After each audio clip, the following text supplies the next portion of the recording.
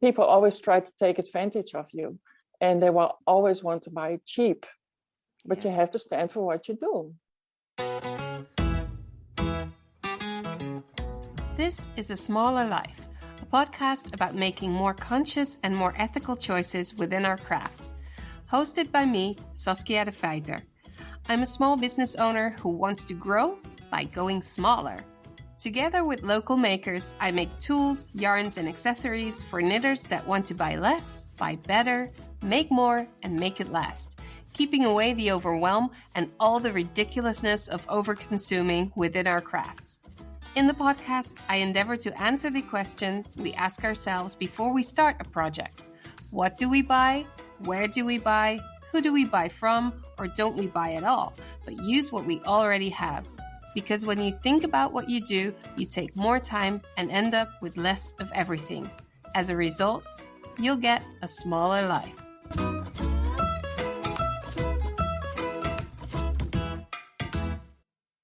Time for a message from our sponsor. AM Art and Stationery is fresh and crispy like a new sheet of white paper before you take out your snazzy fountain pen and write about your heart's desires. Whether you'll be writing a love letter or if you are reconnecting with a long-lost friend, amstationery.com has got the most amazing hand-drawn and hand-lettered designs. My favorites are in the Galaxy collection. The letterhead sheets can even be customized with your initials. And if you need a custom order, Ali can do it. If you want to order, but if you don't have anyone to write to, she's got you covered. AM Stationery's Pen Pal matching service will match you to your new best friend. You can write about letters and pens and papers and inks and, oh gosh, I think I need a match too. Plant your flag at amstationery.com and land some of those moon papers right now. Monique Boonstra is joining our conversation on pricing your knitting or knitted products. As a professional and extremely skilled lace knitter and designer, she wants to share her experience on how she gets the right price and how she works with customers that actually will pay what her designs are worth. Monique has been asked by museums to replicate intricate lace pieces. She's an expert on Shetland lace knitting and just a very smart and lovely human in general. She's been super generous in sharing her knowledge when she prepared a masterclass for our Conscious Knitting Club. And part of this waterfall of insights and information I really needed to share with you, as it's such an important story to tell. In our membership, the Conscious Knitting Club, we connect to other knitters that are working on building a more conscious knitting practice, working with the idea that making informed decisions with curated information will lead to more focused and more relaxed knitting, and that results in projects with more meaning and value. You can sign up via community.ja-wol.com. See you there, and have fun with Monique. Hi, Monique. So great to have you. Welcome. Nice to be here. Thank you for having me. A couple of weeks ago, I asked some questions about fair pricing for professional knitters, hourly wages and such. And you were one of the people that reacted. We could go back quite a few years, and I admire you as a designer and a maker, especially just the amount of knowledge that you have and skill is mind-boggling to me because it's so far out of my own knitting world. It's not something I do still. So I'm excited that you're here. If you can start by saying who you are and what your profession is, and we'll take it from there. Okay. Well, I'm Monique Boonstra. I live in the Netherlands. I'm 51 and a half, and I'm a Shetland lace knitter and spinner.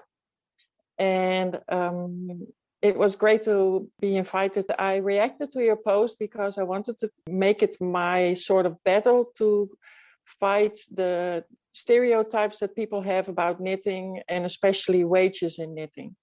So I reacted to it, and then you invited me to explain myself a bit more, and here I am. I've been knitting since I was perhaps 8 or 9, and it was just ridges and garter stitch and all. And then I proceeded to grow up and do a little bit more difficult things in lace, making a vest of some sort. And then I didn't knit for a while because I started sewing, making clothes and everything. And then I got kids, and then I decided to become a garden designer.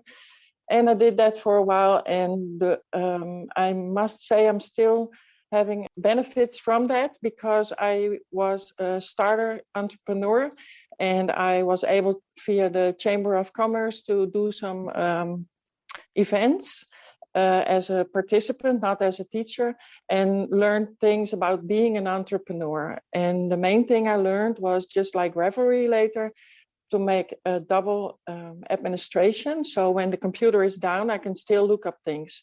So since then, I always have a little book, and I make notes every day for what I do, and how I do it, and what materials I use, and yeah, all the things you usually insert on your Revelry page, I also have on paper. So I can look back, I can pick up a book and see what I did in 2017.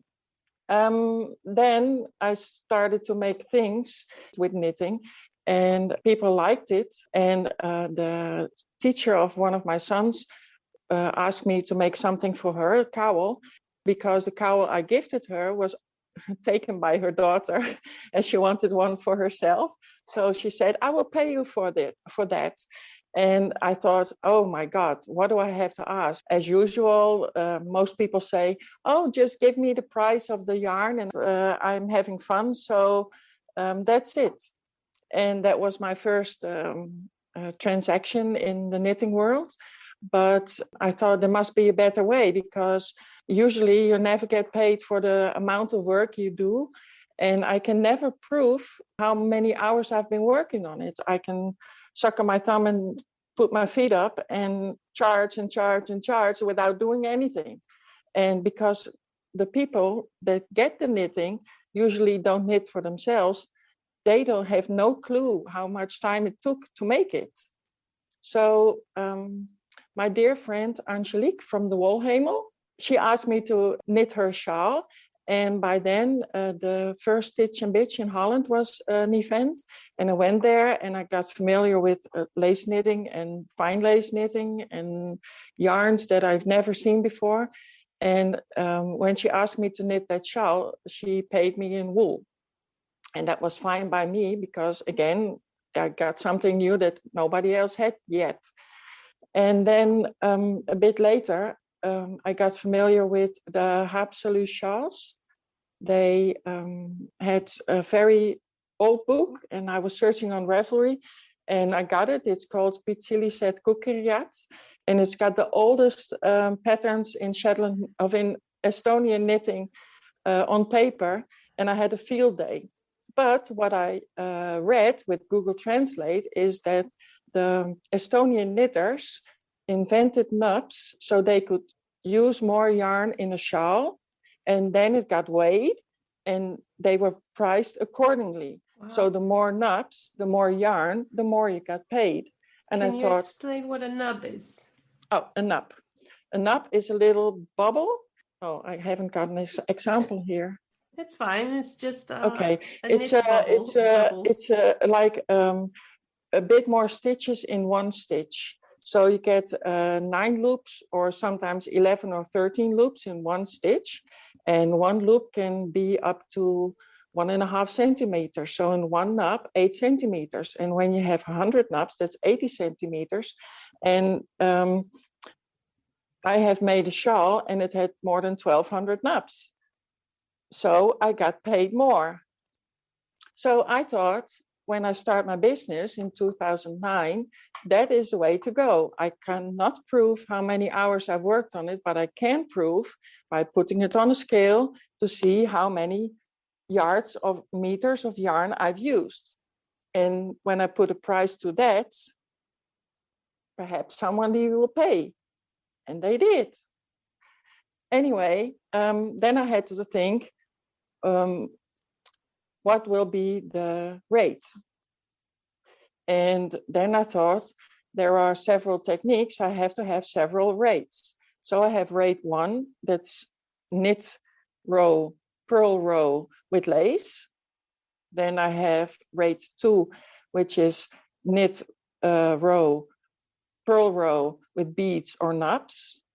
And then I have rate 3, and that is knit in pattern, return knit in pattern, which is Shetland lace. And recently I added a 4th rate, is gossamer. That's so thin, it has to be flawless, otherwise I can't pick it back because the yarn is so thin, or the pattern is a bit more difficult.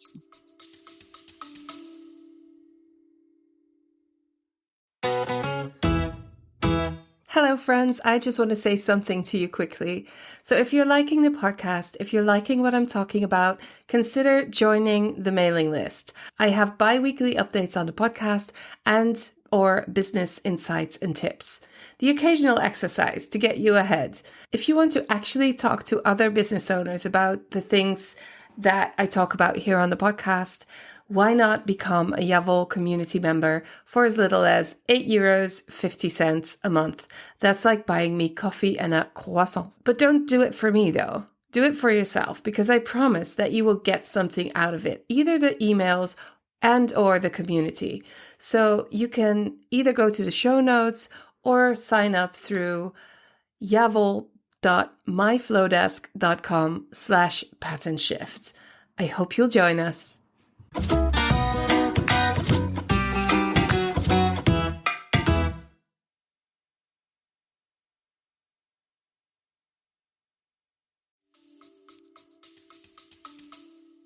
Are these rates for the whole shawl, or are you no, mix and match? section? Yeah, it could be a mix and match, because some parts in a hapsalu shawl with knobs, there are parts in my design that are just plain knit rows and just lace. So I think there's a certain percentage of nubs and then a certain percentage of plain knit. Then I do 20/60, 20/80, something like that. Then, because I had that educational day with the Chamber of Commerce, and when I was a garden designer, I learned that administration is very important, and I had to keep up with what I did. So I had the book with every note I had, so I can look back what I did and how many days or evenings I worked on it. And I decided that what I had to put on the bill. When someone buys a shawl, I need to make a bill, and that says what you have to pay. So there was not only a rate, but also the price for the yarn and postage and package for sending it to me. Then there was sometimes a price for a pattern, because I've bought it on Ravelry. Then there is postage and package to send the shawl to the customer. And then there was the price for taxes. So just imagine that when I started, I asked about 12 cents per knitted meter. That was rate 1. And then rate 2 was 14 cents per knitted meter. And rate 3 was 16 cents per knitted meter. So when a shawl has 800 meters, I do that times 12 cents.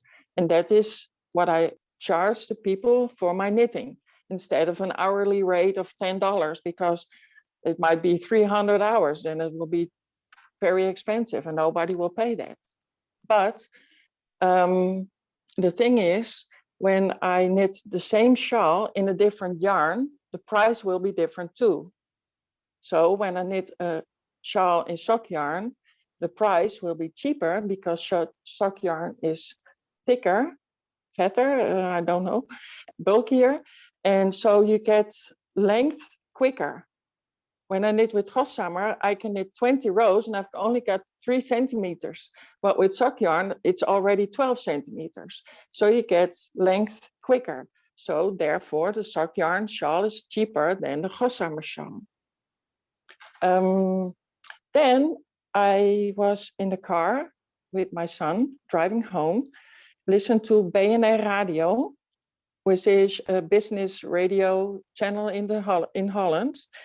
And because I was not educated as an entrepreneur and not schooled in administration, I needed to learn and listen to as much people as I can to get ahead. Anyway, there was a man on there, and he was from Spyker Cars, and he was building cars by hand. And I thought, I have to listen because now I'm working with my hands and I want to listen what he has to say.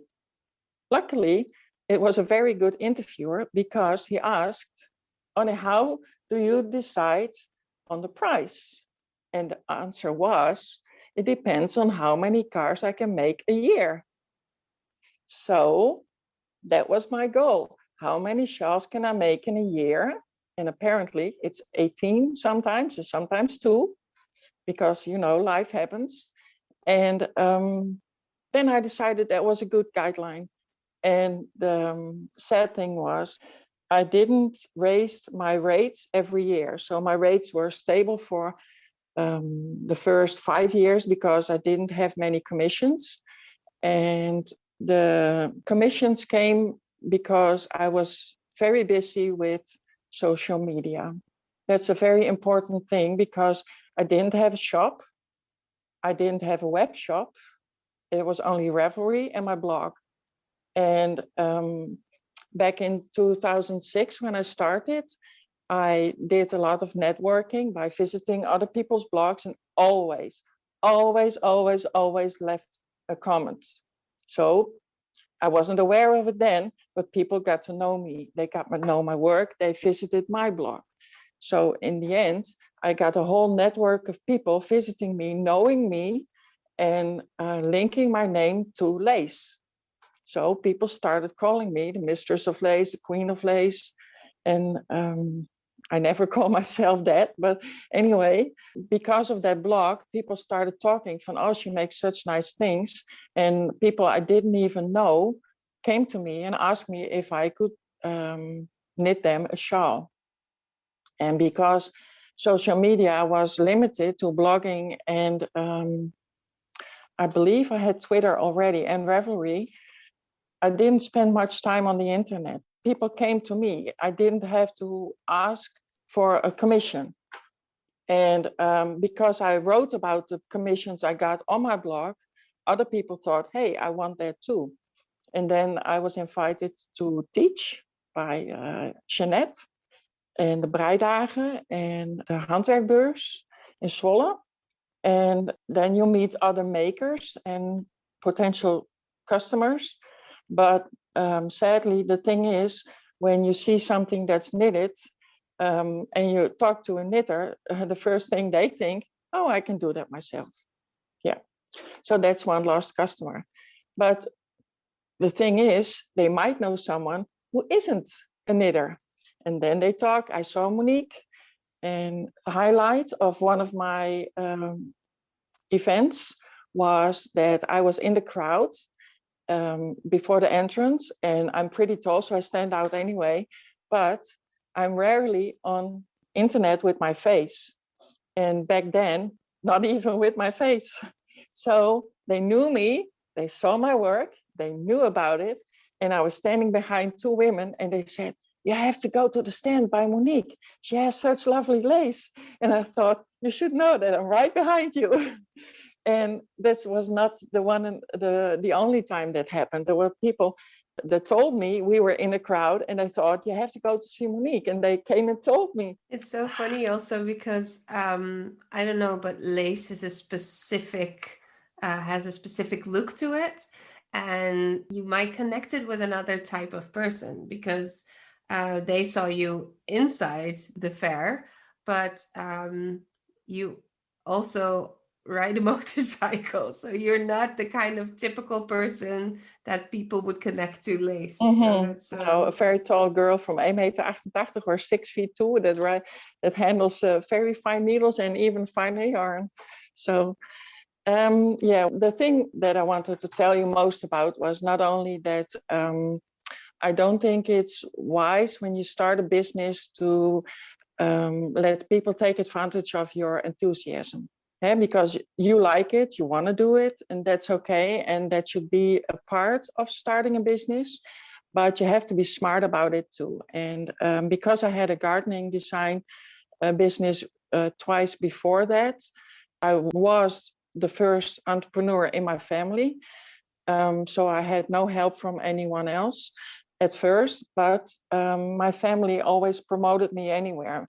And my mom always said when she was somewhere, she always wore one of my designs or my shawls. And the thing with internet is it's more powerful than you think, in the way that when people ask my mother, where did you get that shawl? She always said, the internet. She never said my daughter made it, because people would then think, oh, that's not okay. Oh, it's your daughter. Oh, yeah, right. And when you say the internet, people get interested. And then she popped out a card and people would, and that brought me Love on the Edge design. So that was very handy. Family support is, of course, very important, because sometimes you need a bit of capital to get started with a printer or with a program to make your knitting patterns and to get around. Because before I had my motorcycle, I used the car of my man, but my man is always on the road with his travels, and I didn't always have the car, but we had to plan that I had the car when I had a workshop or a meeting or an event. And later on I got my motorcycle, so now I can go whenever I want. Still have to plan it though, but anyway. So family support is always needed, because you need someone to resonate your ideas with too. And that is very important, because sometimes you have a bright idea, but when somebody comes in from a different angle, you can improve your idea. And in my little corner of the knitting world, it's not always very easy, because the lace that I do now is very fine, and there are not many people who do it, because there's always brioche and mosaic knitting and fade knitting, and I don't have hordes of indie dyers running behind me because I designed a new sweater or a new shawl, and they want to get in on it because somebody might want to have that yarn to make that design. So I had to do it on my own. And the sad thing for me was that there were a very, very limited amount of shops that carried my yarn because of the lace. When I buy a sweater, I buy for $100 or €100. Maybe a bit more, because I'm so tall and I need sleeves. And with lace, I buy a cone with barely 50 grams on it, and you don't see me for 3 months. So a wool shop can't handle that. And I began to work finer and finer. And so I had to go abroad to make sure I got the yarn, because in Holland, it's not viable to have that yarn, because your yarn shop won't survive. So if you want to start a business, you have to make sure you know where to find your resources. How stable are they? When I had a blog, I had a line with shops on the sidebar of my blog. And when you're in that blog, in that sidebar, I know you are a stable shop. You have good postage and package. The pictures are always true. The quality is very high and good enough to make sure that all the effort that you put in comes out, and you'll be happy to wear it, because that's important. And when you sell it, it needs to be of such high quality that when I wear a white blouse, there's no red imprint of the shawl in my white blouse. That can happen. It hasn't, because I rinsed it 6 times, but it can happen. So that was out of my sidebar. So I always make sure that I had very good resources, and I made contact with the dyers or with the handlers to make sure that when I got stuff, it was good quality, because my name is attached to what I sell. Dr. Phil always says it takes 1,000 attaboys to erase one bad comment. And my reputation is, let me be very, very honest here, I want to be liked, please. But I also want to deliver good quality, that when you see the shawl in your closet, you want to wear it again and again and again. And perhaps maybe come back. That's important. So you have to know who you're selling to. Also, what I saw on your Instagram, the comments that, oh, the people I know won't buy it or won't pay that much for that stuff. That's true. That was true. That will be true, because the people that you know are probably not able to afford such expensive work. And that's okay. You can give them a discount. That's okay too. Yeah. But there are always people willing to buy something a bit more expensive, hence a bit more exclusive, that they can show off to their friends. Or parents who want to gift something to their children or their daughter who is having a piano recital and needs to be on stage and wants to have something exclusive on her shoulders. Yes. So that's very important. It's not always the people you know that will buy your stuff. You need to step out of your world.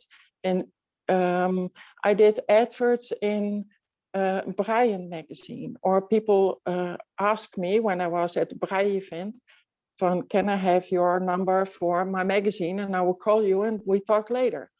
Or I had in Noorderland, that's a magazine for the top of Holland. And it was such a small little picture. It got me one client, but she took 12 shawls. Wait, So, I have to, sorry. 12? yeah. Did she have 12 bridesmaids?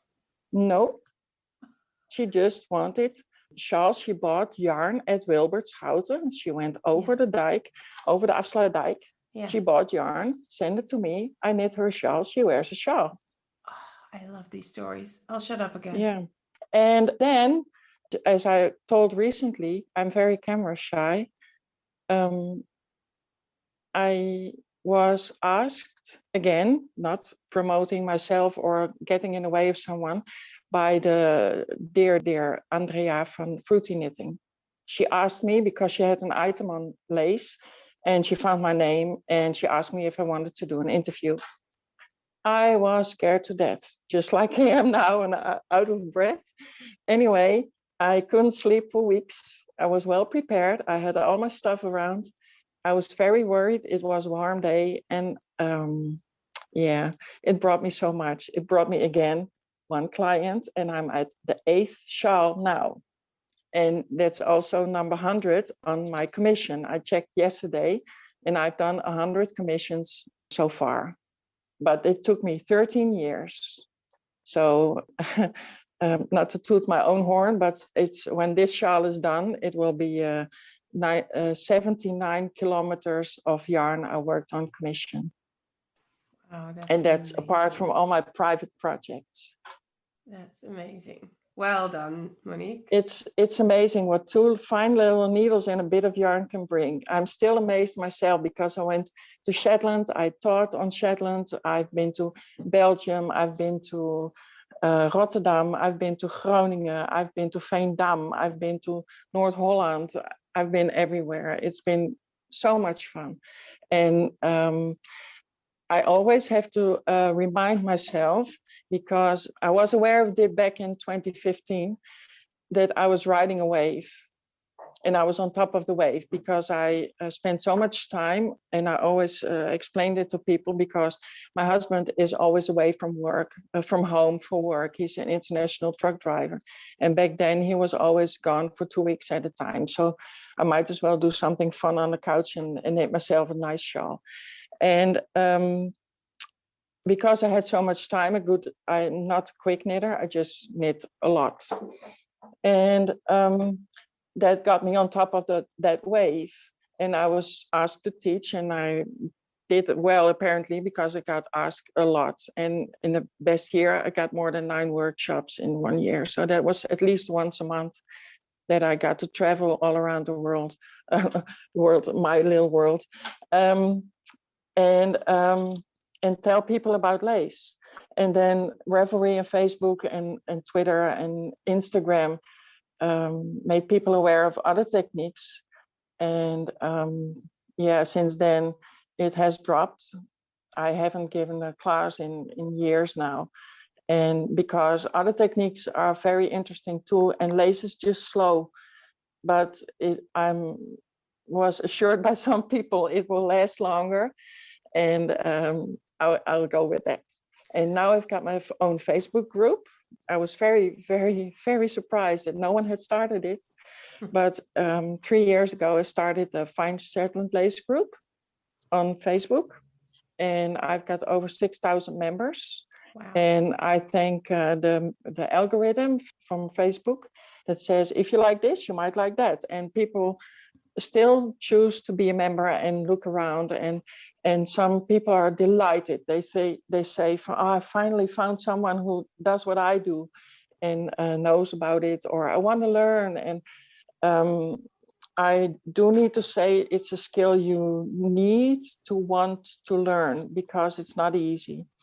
And there are people who are dedicated knitters, I call them, because they have one project and stick to it till it's done.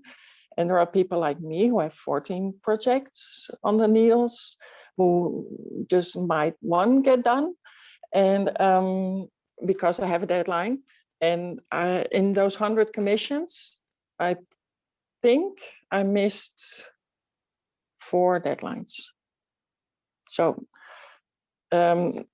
sadly, good. the one I'm working on now is missing the deadline hardcore because of Corona and work. And yeah, the lady is very, very kind. She allows me all the time I have need to finish it. And in the meanwhile, I must say I also knitted a vest and a sweater. So, but she gives me that. She allows me for that, so that's okay. Yeah, that's it. What can I do? How many can I make? What will I charge? And who's going to buy it? Those are the most 4 important points. And yeah, also I want to, how do I say this? Give people the confidence to do it, because most of the time, the one on the couch is knitting, and sometimes it's a man beside you. I don't know your personal situation, but oftentimes there's person sitting next to you on the couch, completely oblivious to all your creations or to all your hard work and the cursing and having to stay silent because you're counting and having to wait for you to come up to bed because you have to knit 1 more row. All those platitudes are okay and they're fun. And my husband knows them already. So please, you're better than you think you are. You can do it. Almost nobody is as crazy as I am. Please remind yourself that I knit every day for hours. So I always compare it to playing a piano. I see something or I hear something and I can do it in lace because I know the building blocks. I know how it's built. I know how it's worked for lace. Anyway, brioche, I'm completely Me too. unknown. Yeah, I can't do it. But Monique, would you say you have a talent, or is what you're saying right now, it's because I've studied it and I understand it? Both. Because I grew up in the 70s, and the 70s in the Netherlands was crea bea. It was crafting all the way. My mom and I did hardcore. Everything was in Handwerkers zonder Grenzen. We did spinning, weaving, hand dyeing with plants, with anything. We did. My mother did not sew clothes because she couldn't handle machines, and she can't even drive a car. So that's the same thing. So the seed was planted early, but then you have to cultivate it. You have to grow it. And I did sewing. I did drawing in my art period. I went to art school for 4 years. I made furniture. I did clay. I did screen printing. Etching was my favorite. And when it was time, my daughter was born. It was time to start lace knitting again. And then I went off the rails. And I think I have had music lessons, so that's why it's easy for me to compare it to, because I learned to play the piano. Because I see patterns, I see repeats, I see, I also compare it to Lego because it's building blocks and you're building a wall with all those blocks. And when you have a rhythm and it's basically easy. like computer language, zeros and ones. Like even when you look at a knitting chart, it kind of looks like. Yeah, absolutely. Yeah. I always try to explain it that way to people that have no knitting interest.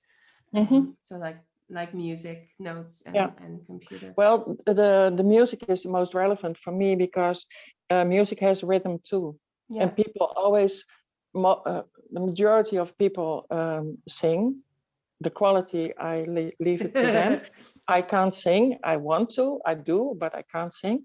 I can't keep tone. Anyway, and the rhythm is very important because you have short repeats, sometimes 5 stitches, sometimes 20, sometimes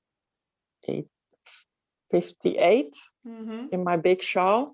And once you get the hang of that, and you can read your knitting, like what the wall is, what you did before, the rows, then you can assume what will happen next. Yeah. And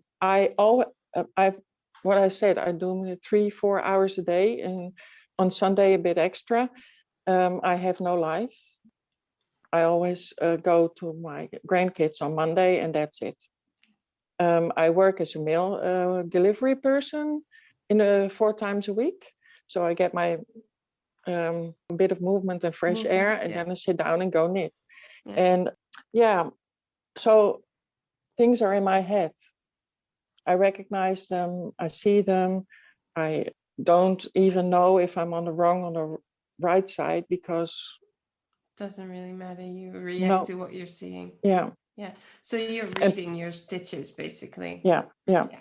And when you want to start a business, you don't have to be perfect yet, but I can recommend you do, because like in a Rembrandt or in a carpet or in a curtain, when you see a little flaw, it pops out because the rhythm is gone.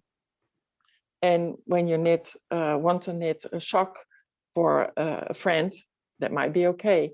But when people pay for it, even though they don't know knitting, they can spot the flaw because the rhythm is gone. So you have to try to be perfect, and that's very important.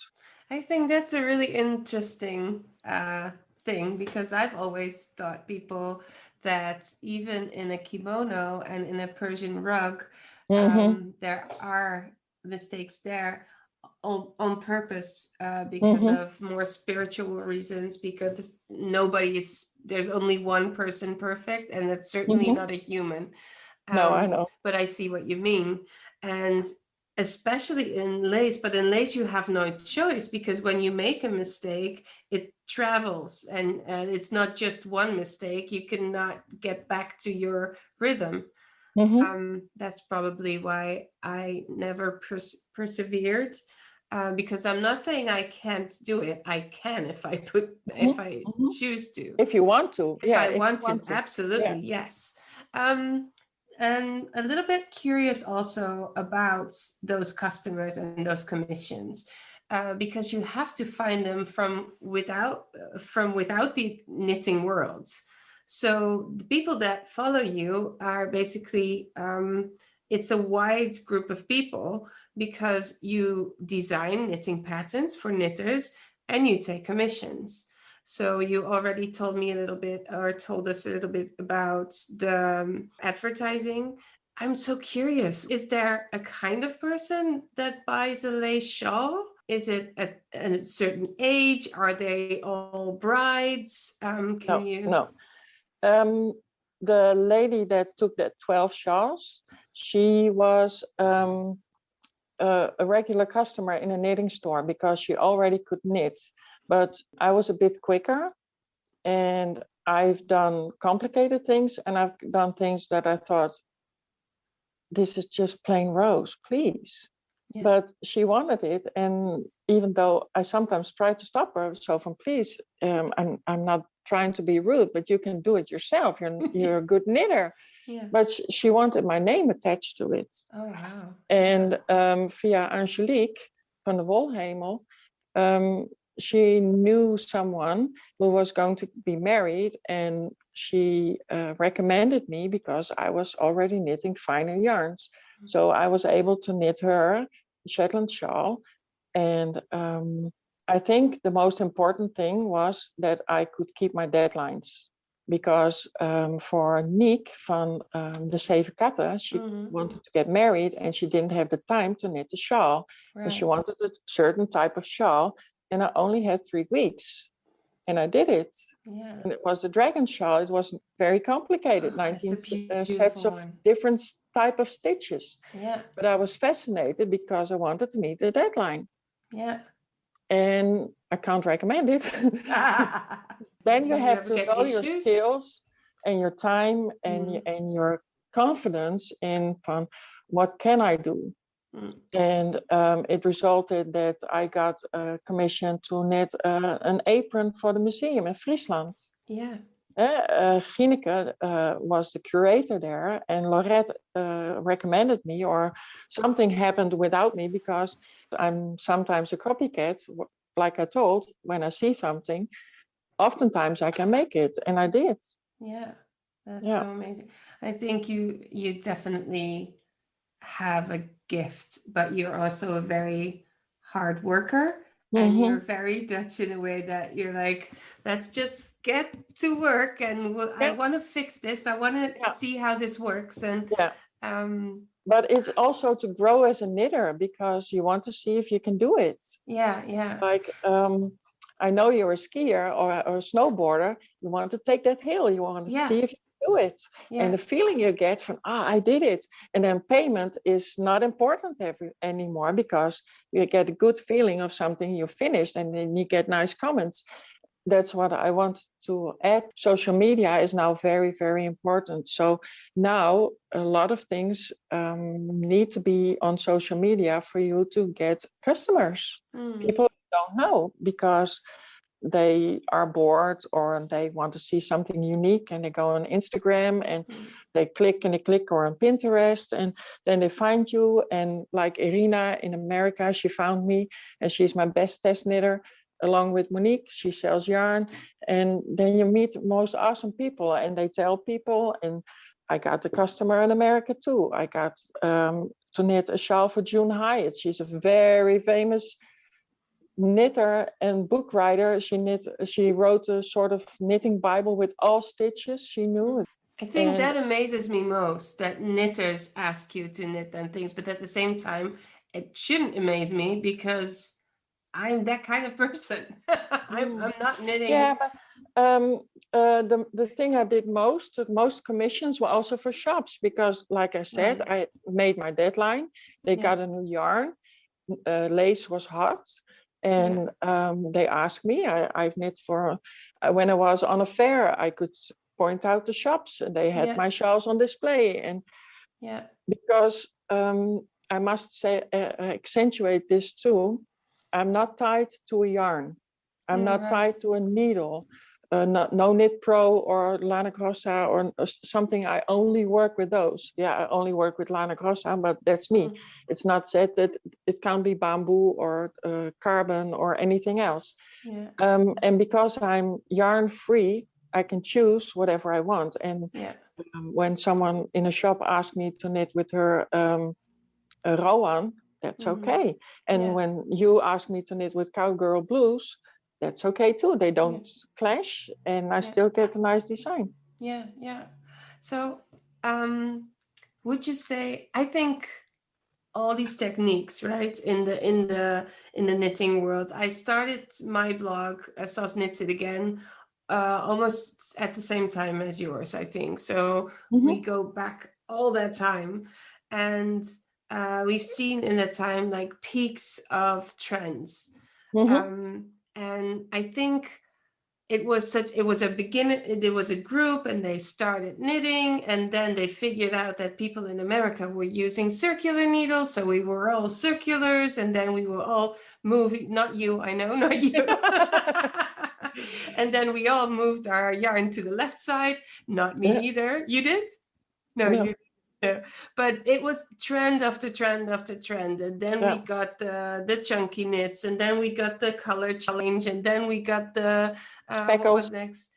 Speckles. Then, I mean, it's trend after trend after trend, and there's always a new group of people coming in, and they ride on the wave that's happening at that time. Yeah. And then do you feel that the contemporary hobby knitters now, are they open to lace knitting, or do they see it as like a heirloom thing? Do you think it will be a trend again? I know. I think lace will be always there. Yeah. Recently, I got acquainted with Jennifer, and one of her designs was knit by Andrea from the Fruity Knitting podcast. Mm-hmm. And she now integrates lace sleeves with the Farah body. Yeah. I do think lace will always be there. It was always there. It will always be. I will fight for that tooth and nail, because I think it's very important and overlooked.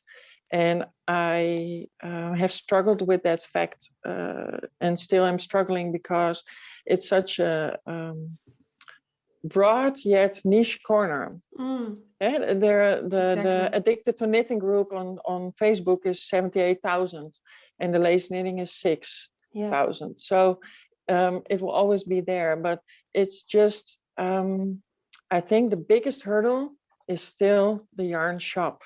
Yeah. If it's not there, they don't I try. agree. I can contest to that. Of how do you say that? Mm-hmm. Because I hardly had any lace, because people were not buying it. It wasn't. And when you don't show it, I worked as a cleaning lady for 12 years, because that's why I got into lace knitting, because all that wringing of the cloth before cleaning and after cleaning ruined my wrists. I have carpal tunnel syndrome.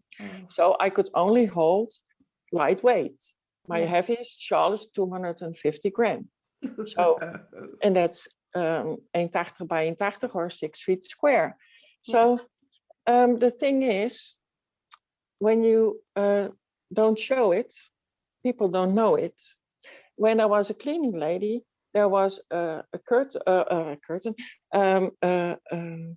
in the on the rack. Yeah, it hung there for months. I've seen it because I was cleaning. It hung in the shop for one day. It was sold out. People driving by on their bicycles called up and said, "I saw that skirt in the window. I want it in my size. Can I pick it up later?" I should have known. I shouldn't have been starting with shawls. I should have knitted sweaters, because they sell better. People can buy houses when they sell a design. Anyway, I did start with a lot of lace, though. I did start with, I had bunches and bunches of lace, but it took so long. It takes up space. It takes up costs money. Money, because you have to sell. You have to buy it. No, you have to put it in the shop before you have to buy it, and then how do you call it? Inkopen. Yeah, buy. Yeah, okay. And then when it's on display, people think, "Oh, I didn't know it was there. Let me try it." Yeah. And then they find out it takes up 20 times more than a sweater in time, and 50 more efforts for the first 10 rows. So then they think, "Nope, not for me." No. So you have to want to do it. Yeah, and it's a little part of me is also, I'm not against trends, because I love that new people and younger people are starting knitting, but I'm going on a limb here. Like, bragging about your knitting has a lot to do with what kind of yarn, what kind of designer you follow, what kind of patterns have you knit the latest design of this person. Yeah. It's the worst not thing as much like on a certain level. I mean, the worst thing I saw was the Christy Glass podcast. She's a brilliant girl. she goes on travels and she visits yarn shops or yarn designers or knit designers. So you get to know them just like we do now. Yeah. And then she asks you for your yarn story, and then she goes to the shop. And my most eye-opening moment was when Kirsty walked into the shop, saw a rack, and just like that went, oh, we have a Stephen West, we have an Andrea Mowry, we have a Isabel Kramer, we have I think, and now I know why my shawls are not in the top 20 on Ravelry, because it's too busy at the top, and everybody can knit a sweater, and not everybody wants to do what I do. And it was so eye-opening. I cried. Yeah, I really cried because I knew I would never be on that rack. Yeah. Never. Yeah. Because the yarn shops don't show it, and then you don't know it. Yeah, that's true. At the same time, you've also really made a really nice picture of the niche, like the specific thing that you do. There will always be people looking for that specific thing. And in the end, the world is full of people. As long as you reach those, you're set. And that's where the marketing comes in and all that kind of thing. And you also said it yourself, when you expect the people that are in your group to be your customers, then it's going to be kind of complicated. Sometimes your customers, you cannot even think of who they are and where they are and where they come from. And so it's like people buying art. They have to appreciate your work. And I often get accused of making art. And in a way it is, because it takes a lot of time, it takes a lot of skill, and then you have something to wear. And but there are always people who will appreciate it. And it's like, I always compare it to supermarkets. Like some people go to the Aldi, they will never buy my stuff. They want to, and someone saves up for it. Maybe someone once did, and she saved up a whole year to take my workshop. And there are people who are Albert Heijn, Class A supermarkets, and can easily buy everything on the rack. And there are also people, Bijenkorf, who are wealthy and don't care if whatever. And I cannot ever watch and want to watch what someone has in their wallets. I don't know what they can afford. I'm not counting on it. They have to make the choice. I just offer an option. Yeah.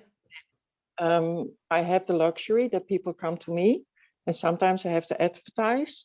And but in my Instagram and usually on my blog before I did this, it's always, I tell you what I do. I show you how I do it. I tell you the results. Sometimes people will wait, and then they can't keep their mind off it, and then they come back. Yeah, yeah. I want to finish by asking you, because you said, I look at the year, how many shawls can I knit in a year and go from there? Is it possible as a lace knitter, and you don't have to tell me the amount you ask for shawls, but is it possible to make it into a living? Can you like fit that into a year? No, because I have that administration in my books. I not only count rows, but then I count stitches. So a few years back, I counted when my husband did all the chores and the cooking. I could knit 11,000 stitches a day. That's a lot. Yeah. And I don't know why, but I will never be able to knit as fast as a Shetland knitter. I do try, but I'm so set in my ways that I can't go any faster. Yeah. So when I knit for 4 hours a day, 5, usually I start at 7 and at 1 o'clock at night, because I'm a night person. I can knit 5 to 6,000 stitches, sometimes 7, sometimes 3. How many are in a shawl? In a lace shawl? Yeah. Yeah, they're so different. Everyone's so different, but to get an idea. The biggest has 500,000, but usually my latest design was I believe 300,000. Yeah, so it takes weeks. Yeah. Yeah. And Yeah. obviously you have to take care of your body as well. Yeah. You I cannot wear you're not gloves a a lot. machine. I wear gloves when I ride my bike. I Mm. wear gloves when I'm at my work. I wear gloves in the kitchen because the crofters in Shetland, when they knit fine lace, they didn't have to do the work in the garden or at the sheep. They were just preparing their hands so they will be fine and smooth to not snag at the yarn because it's so fine. Yeah. So I have a nail file, I have a clipper. Yeah. I usually keep them very short, Yeah. and I use cream for my hands so they don't dry out. So I do take really good care of my hands because that's my work. Yeah. When do you wear your lace shawls? Well, I can't wear them all because some are in my shop. But yeah, that's. But I remember you telling me that you just take it and you frommel, you put it around your neck and you wear it when you go on your bike as well. Yeah. It's so crazy to me. Like, you're really fine lace shawls. Yeah, I wear those too. Yeah. Because I have, what else must I do? It's like jeans, you wear them, and when they get broke, it has been a nice ride, and then you make something new or you buy something new. So it's a product that needs to be used because otherwise, what's the use? Yes, what's the use? Exactly. Yeah, what's the use? Monique, thank you so much. You've given us so much insight in thank you. The position of the professional knitter and specifically for a lace knitter. Thank you for everyone listening and being there and knitting and keeping the technique alive because it's very important. Even the Corona crisis wasn't very good for us, but we got to crafting again, so that's okay. That's true. That's true. Thank you. I love that Monique is so passionate about getting the right price. I hope you're starting to believe in paying and asking for the right price too. I'd love to hear your thoughts on this topic and any other ideas you might have. Please leave your messages on our show note page by clicking the record button to leave a voice message. Have a happy day. Bye. This show was edited by Ali McLaughlin. In return, I made an ad for her brand new website, AM Art and Stationery at amstationery.com. If you want to sponsor an episode, you can get in touch via info@ja-wol.com or select a tier on our Patreon page. You can find all the information on our website. I'm only asking for the cost to make this show at this point so I can break even. So this is kind of your chance. I hear we're big in Taiwan and currently in the top 10 in multiple European countries in leisures and crafts. We're number 129 in the States, but still, we're growing and gaining a bigger audience every time we bring out a new episode. So take your chance, reach your people, and spread your message. A Smaller Life is more than just a podcast. It's connected to Javol, an indie yarn and tool shop from Rotterdam in the Netherlands, with an online community that's all about bringing back the consciousness in our crafting practice and businesses. The website is www.ja-wol.com. Find our Conscious products, learn more about the free community, and sign up for our Conscious Knitting Club membership and our weekly newsletter. You can follow me on Instagram @JavolRotterdam. If you're a regular listener, consider making a monthly contribution and becoming a sponsor through our Patreon page. If you're able to make a financial contribution, it would mean a lot. The show is free for you, but it's not free to produce. If you own a business that fits the narrative, I will happily make a mini commercial for you. If you are a maker, small business owner, or otherwise experienced in running a business with a conscience, or know someone that fits the description and want to tell my listeners about your experiences, get in touch with me via the website or send me a DM on Instagram. Knowing more and choosing with a conscience makes the world better. If you have any questions about an episode or want to leave a note to me and the other listeners, click the button in the latest show notes on the website and talk. One of the easiest things you can do to support the podcast is to leave an honest review on Apple Podcasts. Subscribe to the podcast on the platform of your choice so you'll never miss an episode. And share it in your social network or even just mentioning it over coffee with a friend. I'm only one person and I count on you to help me spread the message. Thanks for listening. Bye.